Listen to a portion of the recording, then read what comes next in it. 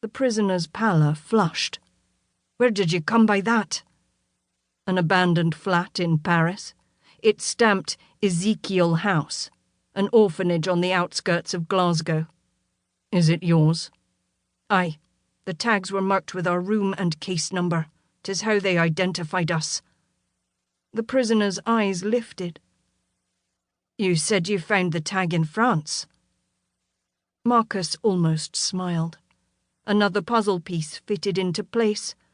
The orphanage had verified there was a brother, Thomas, and, after combing through Glasgow's old police records, Marcus found the boy described as having dark hair and blue eyes, much like the prisoner. "If your brother is alive after all these years, what proof can you offer to make a positive identification?" He tucked the tag into his jacket pocket. "Otherwise, no deal." Instead of answering, the prisoner's lips compressed into a flat line. Marcus struggled to hold on to his patience. They needed confirmation. When the silence stretched on, he turned to Quinn. "I think we're finished here." "Wait!" The prisoner stepped forward. "Thomas had a red birthmark above the hairline." "Where on his head?" The blue eyes gleamed. "Put me in the same room with him and I'll show you."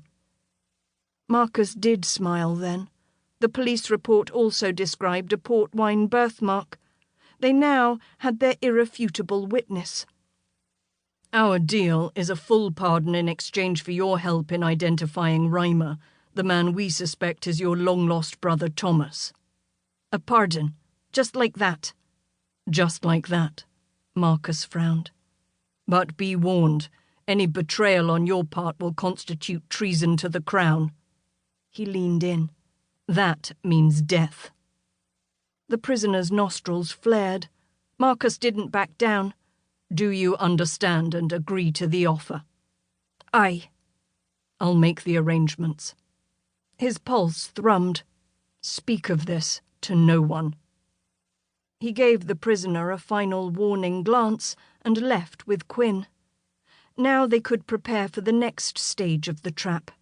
Capturing Reimer, the saboteur MI5 and Scotland Yard had been working feverishly to find, and once they made an arrest, they would have the proof needed to arrest the real mastermind, a man scheming to bring Britain to its knees by killing thousands of its citizens.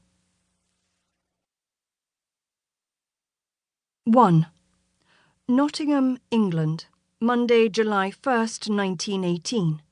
4 months later. Her final moments of freedom, like the rattling gasps before death.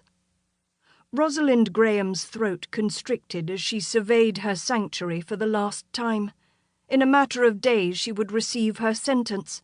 A prisoner, denied the right to an opinion or to make her own choices. Fated to live out her life in bondage, concealed beneath the sanctified guise of marriage.